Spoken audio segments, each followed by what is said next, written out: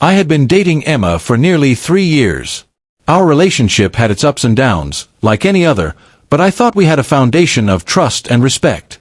I had always supported her, celebrated her successes, and stood by her during challenges. I never imagined that a casual night out with her friends could reveal a side of her I hadn't fully seen. It was her birthday party, a small gathering at a rooftop lounge, with a handful of close friends. I had bought a thoughtful gift, planned my speech, and dressed carefully, hoping to make the night special for her. The atmosphere was lively. Laughter, music, and the clinking of glasses filled the air. I felt comfortable, thinking we were both excited to celebrate together. As the evening progressed, Emma began speaking with her friends, a group I had met only a few times. I stood nearby, chatting with a couple of her colleagues, when I suddenly heard her say something that stopped me cold.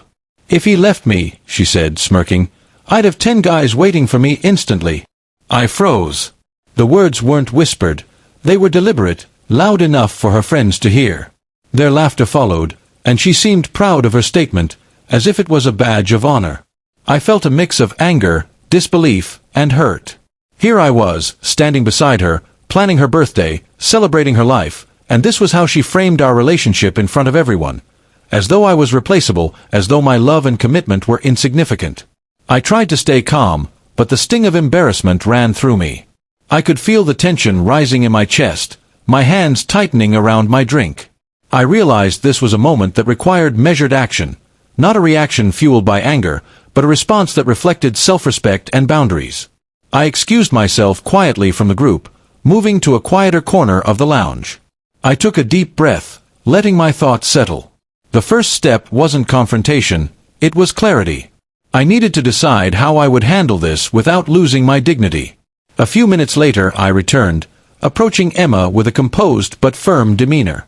Her friends noticed, and the room seemed to quiet, sensing that something serious was about to happen. "Emma," I said calmly, my voice steady, "I need to talk to you right now, in front of everyone."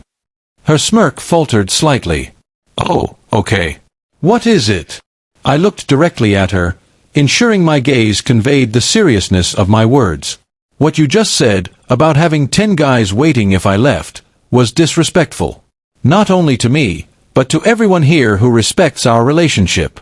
I came here to celebrate you, not to be embarrassed." Her friends went silent. The laughter that had followed her comment dissipated as they watched the exchange, suddenly aware of the tension. "I've supported you, cared for you, and treated you with respect for 3 years, I continued.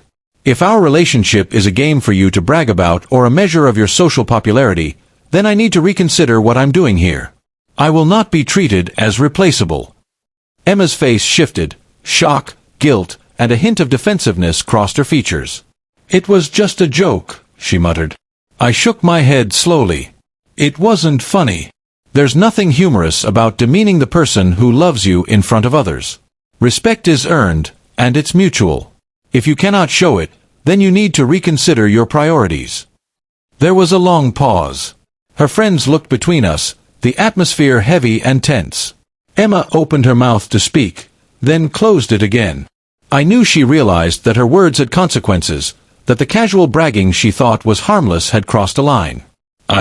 I didn't mean it like that," she said finally, her voice softer, uncertain. I nodded, keeping my composure. "I understand intentions and actions aren't always aligned, but words carry weight. Tonight, you've made yours clear. I'm asking you to take responsibility for that." After that, I stepped back, letting the moment settle. The rest of the evening continued, but the dynamic had shifted. Emma's friends no longer laughed at her comment. The room seemed to recognize that the playful atmosphere had given way to accountability. The next day, Emma reached out, apologizing sincerely. She admitted she had been careless with her words and that she hadn't considered how it would make me feel. We spoke at length about respect, boundaries, and the importance of words in maintaining trust and dignity in a relationship. Looking back, that night was painful, but it became a turning point. I learned that respect isn't optional in a relationship. Even in moments of playfulness or social situations, maintaining dignity, for yourself and for your partner, is crucial. Words can wound more than actions, and addressing them calmly and firmly preserves self-respect while also offering the other person a chance to reflect. That night, when Emma bragged in front of her friends, I could have reacted angrily or walked away silently, letting resentment fester. Instead, I chose clarity, calmness, and firmness. And in doing so, I didn't just protect myself. I allowed the relationship to confront a hidden flaw and address it before it caused lasting damage. In the end, it wasn't about punishment. It was about boundaries, accountability, and the courage to demand respect. And though the memory of her words still stings occasionally, I'm grateful for the lesson. Love is meaningful only when respect accompanies it, and laughter at the expense of someone you claim to care for is never harmless.